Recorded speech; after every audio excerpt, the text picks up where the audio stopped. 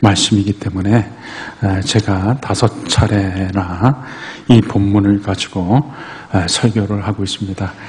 제사를 드린다, 이스라엘 백성들이 하나님 앞에 제사를 드린다라고 하는 것은 지난주에도 말씀을 드렸지만 짐승을, 특별히 가축을 죽이는 것이기 때문에 그것은 참 처참하고 어떤 면에서는 굉장히 끔찍한 일이다라고 말을 할 수가 있습니다. 집에서 정성껏 길렀던 가축을 자기 손으로 피를 흘려 죽이는 것이죠.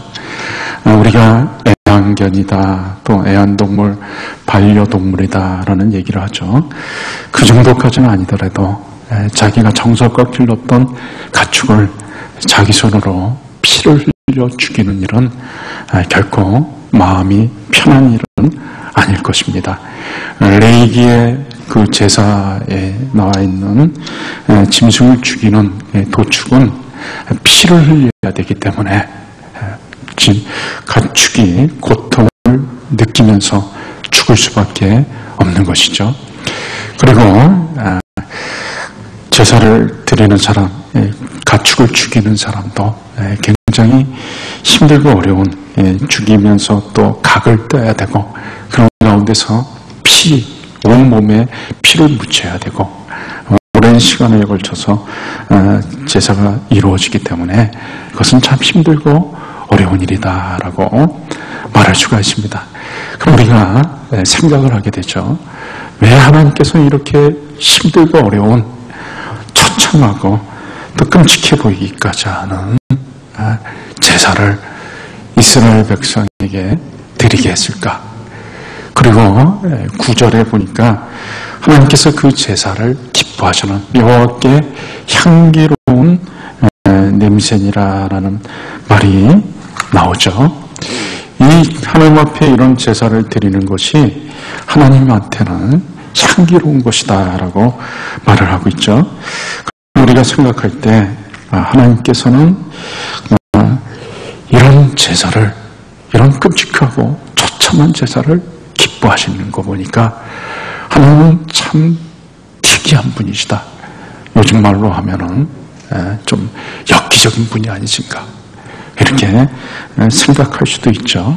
그러나 절대로 그렇지 않습니다. 하나님은 그런 분이 아니시죠. 그런데도 불구하고 하나님께서 왜 이렇게 힘들고 어려운, 처참하고 끔찍해 보이는 제사를 이스라엘 백성들에게 드리게 하였는가?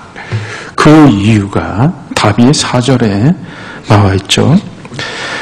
맨 뒤에 보시면 그를 위하여 속죄가 될 것이라, 속죄가 될 것이라. 제사를 드리는 것을 통해 이스라엘 백성들의 죄가 속함을 받기 때문에 하나님께서 그 제사를 기뻐하신다라는 것입니다. 제사와 도살, 짐승을 그저 잡는 것과 제사 드리는 것과의 차이가 뭘까요? 오늘 본문에서 우리는 차이를 3가지를 볼 수가 있습니다. 첫 번째는 안수하는 것입니다. 이 제물의 머리에다 안수를 하는 것이죠. 제사를 드리는 사람은 제물의 머리에 안수를 합니다. 자기 죄를 정가시키는 것이죠. 그러나 도살은 그런 게 없습니다. 그냥 죽이면 끝나는 것입니다. 자기 죄를 고하면서 짐승에게 내 때문에, 나 때문에, 나의 죄 때문에 너가 죽는구나 하면서 자기 죄를 머리를 힘껏 누르면서, 짐승의 머리를 힘껏 누르면서 죄를 정가시키는 것입니다. 그러면 짐승을 찔러 죽이면서 피를 흘리게 하는 것이죠.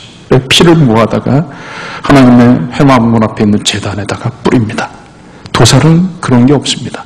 오히려 피를 흘리지 않고 간단하게 죽이는 것이죠.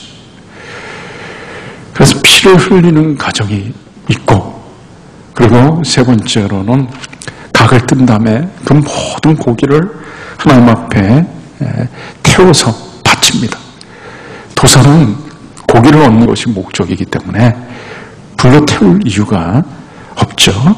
그러니까 죄사의 가정이라고 하는 것은 죄를 속하는 가정이 있다라는 것입니다. 정가시키고 그리고 그 죄값이 생명에 있기 때문에 피를 흘려가지고 그 생명값을 대신하고 죄가 사함받는 것이죠. 죄가 처리되는 것이죠. 그것이 바로 제사와 도살의 차이인 것입니다.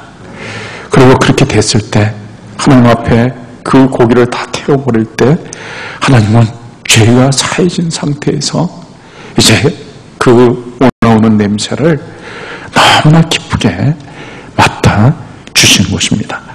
하나님은 우리 죄가 사해지는 것을 너무나 기뻐하십니다.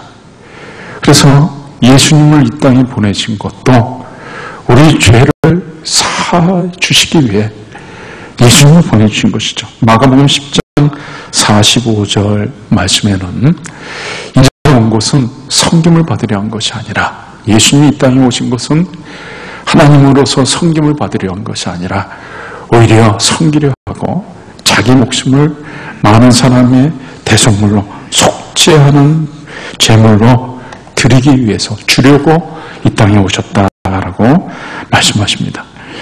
이 땅에 예수님이 오셔서 집중적으로 하셨던 일도 바로 죄를 속하는 일이었습니다. 그래서 죄 사함에 관계된 말씀을 전하였고 죄 사함의 세례를 베풀었고 죄인들을 찾아다니셨습니다. 누가복음 5장 32절에는 내가 의인을 부르는 곳이 아니요 죄인을 불러 회개시키려 왔노라. 죄인들을 찾아다니면서 죄를 사주시려고 그렇게 하신 것이죠. 예수님께서는 사역하시는 동안 다른 어떤 것보다 죄를 사하시는 것을 가장 우선시 중요시 여기셨습니다.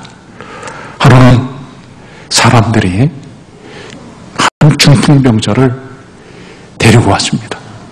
사람들이 너무 많이 모여 있어가지고 입구에 사람들이 있어서 들어갈 수가 없었기 때문에 중풍병자를 침상채 집을 뚫어가지고 구멍을 낸 다음에 침상채 예수님 앞에 내렸습니다. 그때 예수님께서 그 중풍병자를 보시고 소자야 내 죄사함을 받았느니라. 우리가 생각하면은 그 지붕을 뚫고 침상채 내린 것은 그렇게 간절하게 중풍병을 고쳐달라고 하는 의도였죠. 그 중풍병을 고쳐달라고 그렇게까지 했는데 예수님은 중풍병을 고쳐주신 것이 아니라 내 죄사함을 받았느니라라고 말씀하셨습니다. 예수님은 뭘 더 중요시 여기는지를 알 수가 있죠. 중풍병 고침받는 것 물론 육신적으로 건강한 것 중요하죠. 우리가 이 땅에 살아가는 동안 몸도 건강해야 되고 부귀 또 필요한 문화생활, 복지 이런 것들 다 중요하지만 그러나 예수님이 보실 때 제일 중요한 것은 우리 죄가 사함받아가지고 구원받는 것 그것이 가장 중요한 것이었습니다. 그래서 예수님께서는 제일 먼저 죄사함을 받았느니라 라고 말씀하셨죠. 십자가에 달려서 그렇게 고통 가운데 있으면서도 예수님은 죄사함을 위한 기도를 드렸습니다. 누가복음 23장 34절에 아버지 저들을 사하여 주옵소서 자기들이 하는 것을 알지 못함이니이다. 자신을 십자가에 못 박는 사람들 그 사람들의 죄를 사해달라고 용서해달라고 하나님 앞에 기도를 드렸습니다.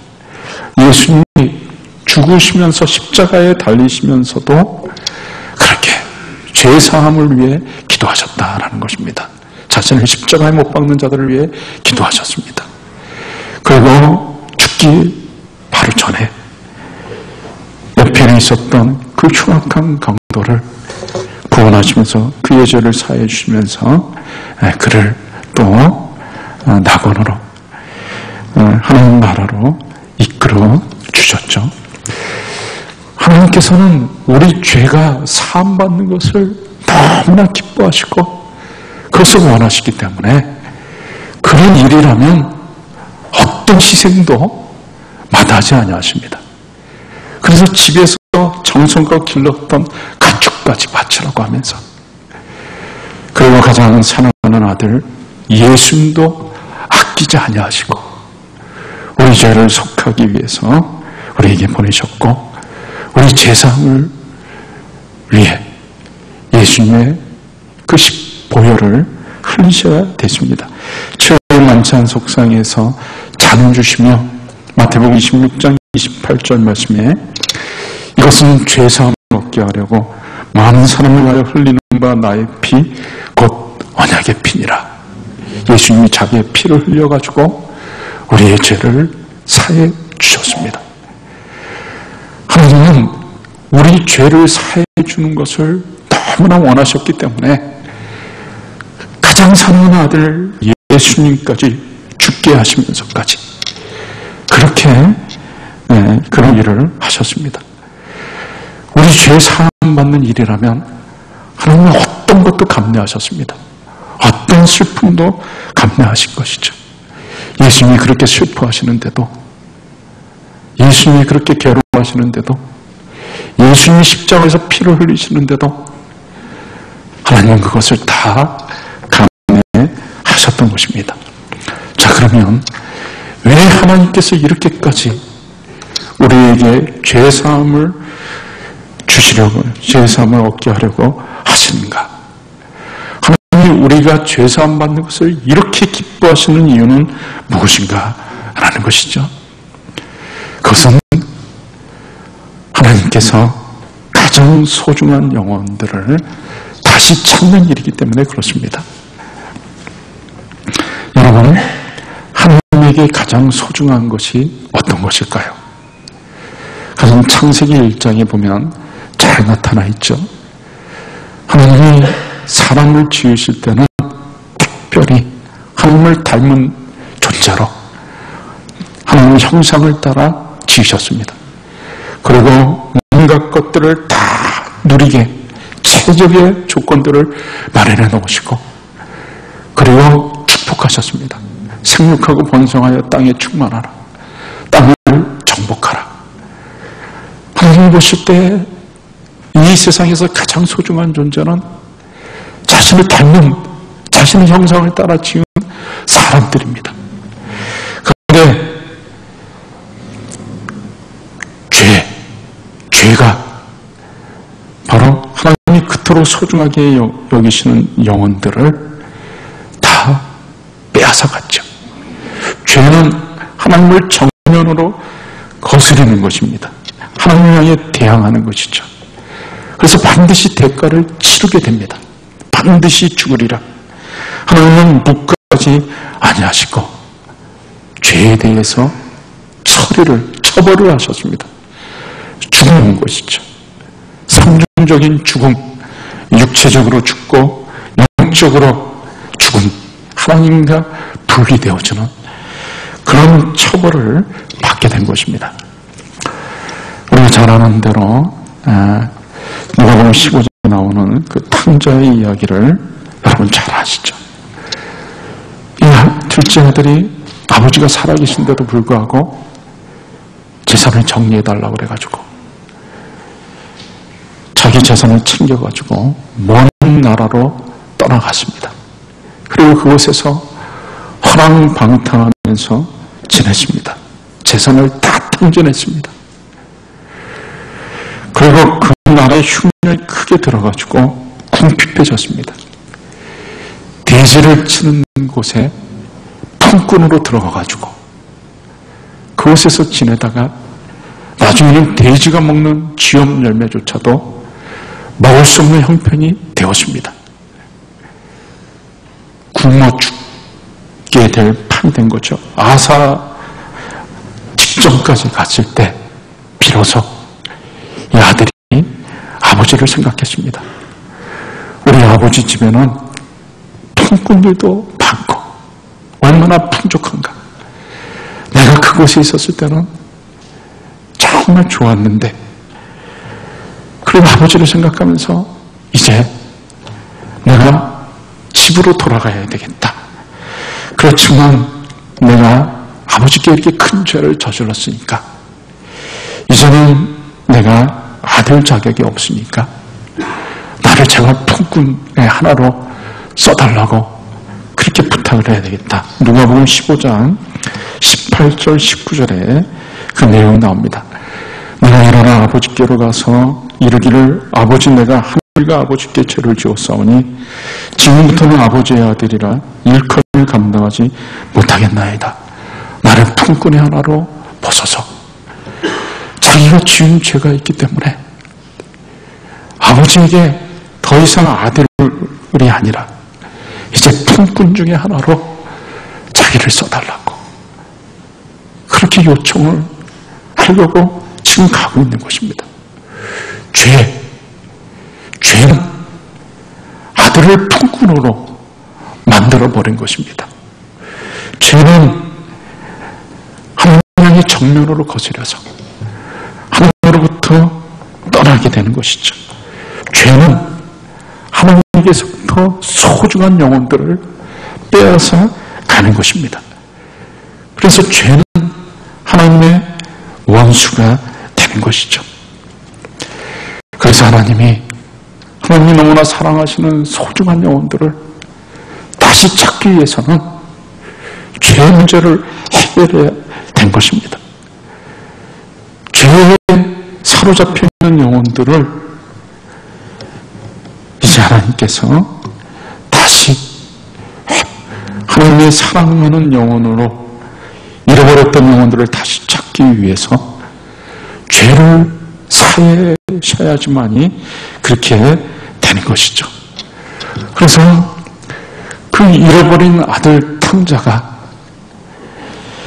아들이 아버지께 죄를 져가지고 누가복음 15장 21절에는 아들이 이르되 내가 하늘과 아버지께 죄를 지었으니 지금부터는 아버지의 아들이라 일컬음을 감당하지 못하겠나이다.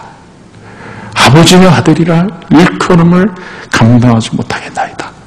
자기는 절대로 이제 더 이상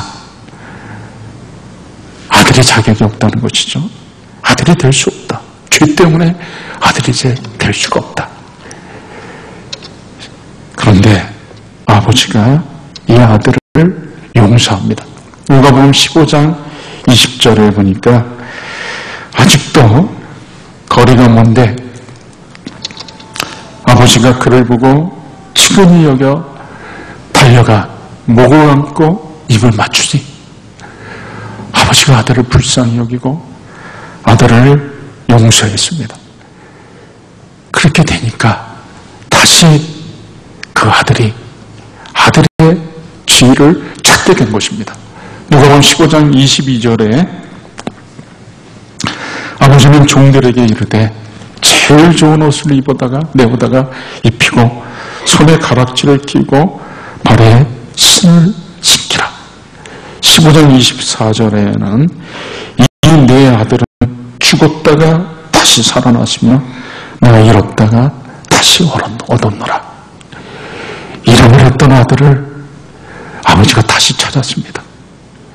죄로 인해 잃어버렸던 아들을 아버지가 끌어안고 목을 안고 입을 맞추고 아들의 허물을 용서해주고 다시 아들의 자리로 돌아올 수 있게 한 것입니다. 하나님께서 죄를 사하시는 것은 하나님이 그토록 사랑하시는 영혼을 다시 찾는 것입니다. 하나님께서는 우리를 다시 찾으시려고 우리의 죄를 사해 주신 것입니다. 또 하나님께서 죄를 사하시는 것을 그렇게 기뻐하시는 것은 우리와 하나님과의 관계가 사랑의 관계로 바뀌어지기 때문에 그렇습니다. 죄는 하나님과 우리의 관계를 원수 관계로 만듭니다. 죄를 지을 때마다 하나님과 우리 사이에는 바리케이트가 쳐지는 것입니다. 아담이 범죄했을 때 아담과 하와가 제일 먼저 했던 일은 무엇입니까? 창세기 3장 8절에 보니까 아담과 하와가 에덴 동산에서 나무 뒤에 숨었더라. 하나님의 낯을 피하여 동산 나무 사이에 숨었더라 라고 나옵니다. 죄를 짓고 나서 제일 먼저 했던 것은 하나님의 낯을 피해가지고 나무 뒤에가 숨어버린 것입니다. 하나님과 아담 사이에 나무가 바리케이트가 쳐진 것이죠. 죄를 지으면 하나님과 우리 사이에는 철의 장막과 같은 바리케이트가 쳐지는 것입니다.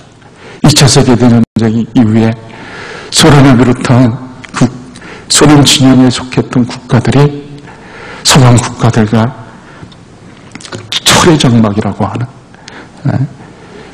그런 아주 냉정과 같은 그런 상태가 되어준 것이죠. 동독과 서독도 폭이 250m, 1400km나 되는 장벽이 쳐져 있었습니다. 그런 관계가 된 것이죠. 서로 교류하지도 않고 서로 아주 냉담한 관계. 지금도 예루살렘에는 팔레스타인과 이스라엘 백성들을 구분시키는 8m 장벽이 동서에 걸쳐서 동서를 가르는 장벽이 펼쳐져 있습니다. 죄는 우리와 하나님 사이를 가로막고 바리케이트를 쳐가지고 하나님과 교류할 수도 없고 적대 관계에 있도록 그렇게 하는 것이죠. 그런데 하나님께서 죄를 사하는 것을 통해 우리와 하나님과의 관계를 사랑의 관계로 만들어 주셨습니다. 우리가 잘 아는 대로 예수님의 발에 향유를 부었던 여인, 누가복음 7장에 나오는 여인의 이야기를 여러분이 잘 아십니다.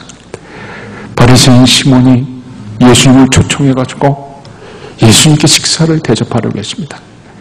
그때 동네에 좋지 못한 행실로 죄인으로 알려진 한 여자가 예수님에게 접근해가지고 예수님의 뒤에 서가지고 눈물을 흘립니다.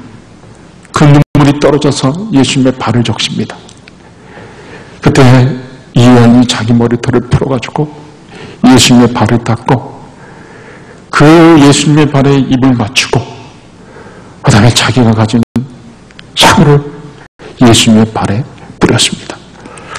그 모습을 보며 바리새인 시몬이 예수님을 평가합니다. 이 예수라고 하는 분이 만약에 하나님이 보내신 선지자가 맞다면 지금 이 여자가 어떤 사람인지를 알았을 것이다. 어떤 죄인지를 알았을 것이다. 판단을 합니다. 그때 예수님께서 바리새인 시몬을 불러다가 말을 합니다. 시몬아, 내가 너에게 할 말이 있다. 두 사람이 있는데 한 사람은 500데나리온의 빚을 졌고 한 사람은 50데나리온의 빚을 졌는데 주인이 이 두 사람의 빚을 다 갚아줬다. 탕감해줬다. 갚을 것이 없어 힘들어해서 이 두 사람의 빚을 다 탕감해줬다. 그럼 누가 더 사랑하겠느냐? 누가 더 감사해야겠느냐? 시몬이 대답합니다. 당연히 빚을 많이 탕감받은 사람이 더 사랑하겠죠. 그때 예수님께서 말씀하시죠. 맞다. 너는 내가 이 집에 들어올 때 너는 나에게 발 씻을 물도 나에게 주지 않았다. 그런데 이 여인은 자기의 눈물로 내 발을 적셨다. 너는 내게 입맞추지 아니했는데 이 여인은 내가 들어온 순간서부터 계속해서 내 발에 입맞추기를 그치지 않았다.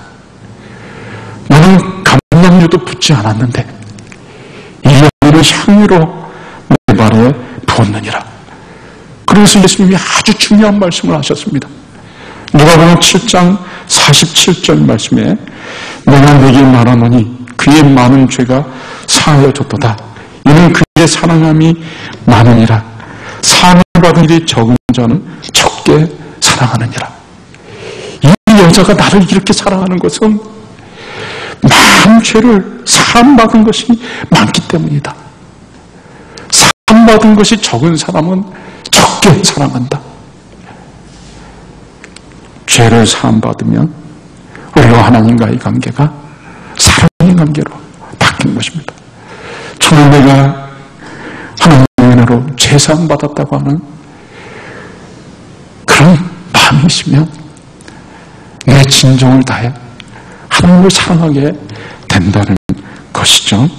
그 사함받는 것만큼 주님을 사랑한다 라는 것입니다. 우리가 죄사함을 받으면 우리와 하나님과의 관계가 사랑의 관계로 바뀌는 것입니다. 이제 말씀을 맺도록 하겠습니다. 여러분, 우리가 하나님의 자녀가 된 것은 전부 다 하나님의 은혜입니다. 우리는 절대로 하나님의 자녀가 될 수 없었습니다. 하나님과 사랑의 관계가 될 수도 없었습니다. 찬송가 255장, 오늘 저는 기도하신 내용에도 나오지만, 너 이제 흉악하나, 너 이제 흉악하나, 그 내용이 나옵니다. 죄빛, 흉악하나 주홍빛 같은 내 죄, 주홍빛 같은 내 죄. 우리 죄는 너무나 붉습니다. 너무나 선명합니다. 찬송가 261장에도 아버지를 멀리 떠나 바른 길을 저버리고 여러 가지 죄악으로 주홍같이 되었으니 물 같은 것 가지고는 씻을 수가 아주 없는데, 우리의 죄는 주홍빛처럼 붉습니다. 물 같은 것 가지고 우리 죄를 씻을 수가 없습니다. 우리는 절대로 하나님의 자녀가 될 수 없습니다. 하나님과 사랑의 관계가 될 수 없습니다. 오직 하나님만이 우리 죄를 사해 줄 수가 있고 우리 죄를 사해 주셨습니다.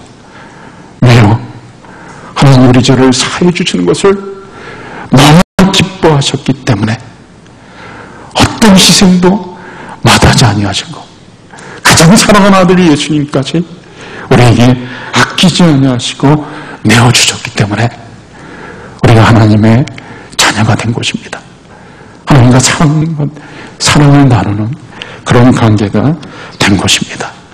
오직 하나님께 감사, 우리 죄 사해 주시는 은혜 감사, 우리 죄 사해 주시는 것을 기뻐하신 그것에 대해 감사. 그걸 너무 기뻐하셨기 때문에 가장 사랑하는 아들 예수님도 아끼지 않으신 것 감사. 오직 하나님께 감사로 영광을 올려 드릴 뿐입니다. 이 땅에 살아가는 동안 하나님께서 우리에게 베풀어 주신 이 놀라운 은혜, 늘 감사하며 기쁨으로 하루하루를 살아가는 저와 여러분들이 다 되실 수 있기를 주의 이름으로 축원합니다.